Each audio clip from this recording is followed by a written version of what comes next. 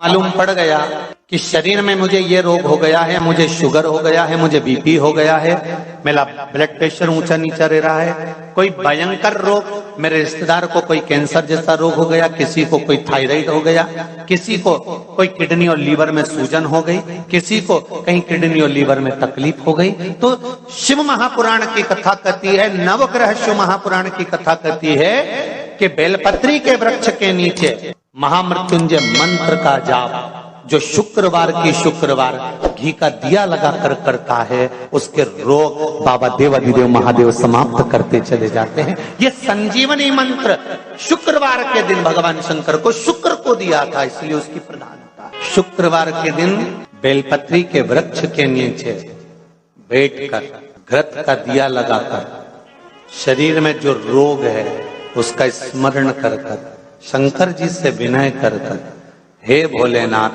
आपने शुक्र देवता को संजीवनी मंत्र दिया है, तो क्या आप मेरे को वो मंत्र प्रदान नहीं करोगे?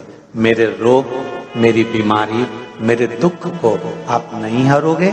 शिव से कहो, ये शरीर आपने दिया है और भजन करने के लिए दिया है, स्मरण करने के लिए दिया है, कीर्तन करने के लिए दिया है, तो संभालोगे भी आप। और बेलपत्री की ओर मुख कर घी का दिया लगाकर महामृत्युंजय मंत्र का स्मरण कर लेने पर धीरे धीरे धीरे धीरे धीरे धीरे वो रोग समाप्ति की ओर आता चले जाता। मान लो घर में अगर लक्ष्मी नहीं आ रही, किसी कारणवश कोई कार्य ऐसा हो गया हो कि आप बहुत मेहनत कर रहे हो, सफलता नहीं मिल रही हो, लक्ष्मी प्रवेश नहीं कर रही हो, तो महाराज बेल का जो फल होता है, उस फल के अंदर का जो गुर्दा होता है, बेल के फल का अंदर का जो भाग होता है गुर्दा, उसको लेकर घर पर आओ और सुखा लो। सुखाने के बाद उसको जलाओ, जलाकर उसकी भस्म तैयार करो। उस भस्म को अच्छा बढ़िया पीस लो, पीस कर कपड़े से छान लो।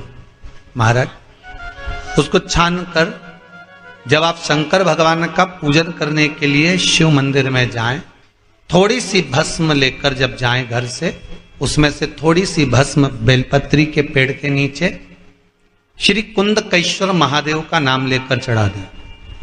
क्या नाम लेना है? कुंदकेश्वर। उसी में से थोड़ी सी भस्म जो बेलपत्री के वृक्ष के नीचे आपने चढ़ाई या बेलपत्री के वृक्ष की जड़ में चढ़ाई, उसको लेकर आओ और वही वृक्ष माता पार्वती का नाम लेकर भगवान शंकर के ऊपर चढ़ा दो और अपनी मनोकामना कर कर एक लोटा पानी शिव पर समर्पित कर दो, चुटकी भर बस, ज्यादा नहीं। और बाबा चाहेगा कि आपका जो लक्ष्मी रुकी हुई है या व्यापार नहीं चल रहा या कार्य नहीं हो रहा, तो बाबा उसको धक्का लगा ही देगा। कैसे ही लगाएगा। शंकर भगवान को भस्म अति प्रिय है। बेलपत्री किसका प्रतीक है? माता जम्मा जगत जननी जगदम्बा। आप लोगों ने अभी नवरात्रे गए हैं तो नवरात्रे में दर्शन किया होगा। माता का जहां यज्ञ होता है, सप्तसती से यज्ञ हो, चाहे माँ अम्बे जगदम्बा का जो यज्ञ होता है, उसमें बेले के फल की भी आहुति लगती है। उस भस्म की बड़ी प्रबलता। बेल का जो गुर्दा होता है, उस गुर्दे की जो भस्म तैयार करी जाती है, उसका बड़ा महत्व है। बहुत ध्यान देना महाराज। यदि कहीं से 5 मुखी रुद्राक्ष मिल जाए और 5 मुखी रुद्राक्ष को तांबे के कलश में जल भरकर उसमें डाल दो, किसी चम्मच से उस रुद्राक्ष को निकाल लो आधे घंटे डालने के बाद, शमी का एक पत्ता और शमी का एक पत्ता ले जाकर, शमी पत्र को ले जाकर शिवलिंग पर रखकर 5 मुखी रुद्राक्ष का जल अपनी कामना कर कर, अपनी मन की कामना कर कर जो व्यक्ति समर्पित कर देता है, उसकी मनोकामना भोलेनाथ 3 महीने में पूरी कर देते हैं। शमी पत्र समर्पित कर कर 5 मुखी रुद्राक्ष का जल।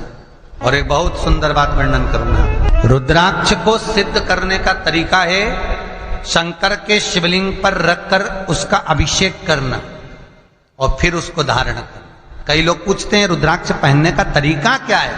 शिव को समर्पित कर कर मंत्र का जाप, आपको मंत्र बताएं, उसका स्मरण कर कर फिर अभिषेक पूजन कर कर फिर धारण। एक छेदित रुद्राक्ष होता है जिसमें छेद होता है या छेद करा जाता है, एक बिना छेद का रुद्राक्ष होता है, जिसमें छेद नहीं होता। जिस रुद्राक्ष में छेद नहीं होता वो कार्य में सिद्धि अधिक देता है, सिद्धता प्रदान करता है, वो खंडित नहीं कहलाता।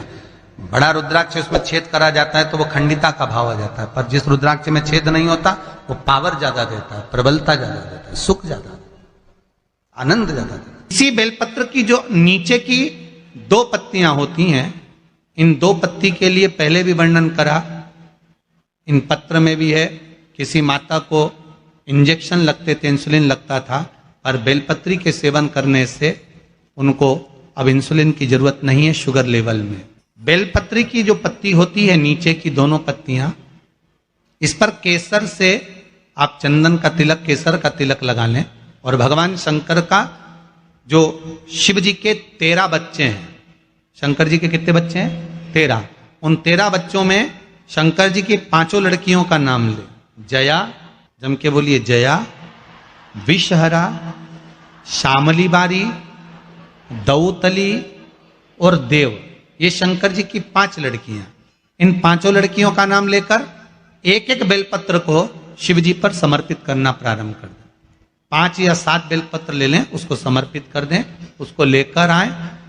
जब बेलपत्र शुगर वाला व्यक्ति या बीपी वाला व्यक्ति या थायराइड वाला व्यक्ति खाए तो एक एक बेलपत्र सबसे पहले नीचे की पत्ती को तोड़ ले, जो नीचे की 2 पत्तियां, इसको तोड़कर खाना प्रारंभ करे। फिर आखिरी में ऊपर की पत्ती को खाए। 3 दिन लगातार कर कर देखिए, शुगर लेवल में आ जाएगी। अभी तो कथा चल रही है, आज तो दूसरा ही दिन हुआ है, खाकर तो देखो, 4 दिन तो हम भी यही हैं, तो शुगर लेवल में आपको मिलेगी। शिव का स्मरण करिए, पर शंकर भगवान की 5 लड़कियों के नाम मत भूलना। पहली जम के बोलो जरा, जया, दूसरी विषहरा, तीसरी श्यामली बारी, चौथी दौतली और 5वीं देव। ये शंकर भगवान की 5 लड़कियां हैं जो औषधि का काम करती हैं। शमी पत्र का प्रयोग दूसरी जगह कहां किया जाता है? जैसे घर में कोई बहुत चिड़चिड़ा व्यक्ति है, बेटा चिड़चिड़ा है, बहू चिड़चिड़ी, या सास चिड़चिड़ी है, या कोई बच्चे चिड़चिड़े हैं, बहुत चिड़चिड़ापन, बहुत क्रोध है, वो आदर ही नहीं कर रहा है। मान लो बेटा आदर नहीं कर रहा, मान लो कोई बहू आदर नहीं कर रही है, मान लो कोई सास आदर नहीं कर रही है, कोई ससुर आदर नहीं कर रहा, सम्मानजनक शब्द ही नहीं निकलते, बहुत कोई आदर ही नहीं करता। और आदर ना करने के कारण हमारी चित्तवृत्ति अगर भाव मन को छुपताता है, अर्थात हमारा दिल जब दुखता है, मन दुखता है, तो उसके लिए कहा गया शमी पत्र के 71 पत्ते, 71। कितने? 71।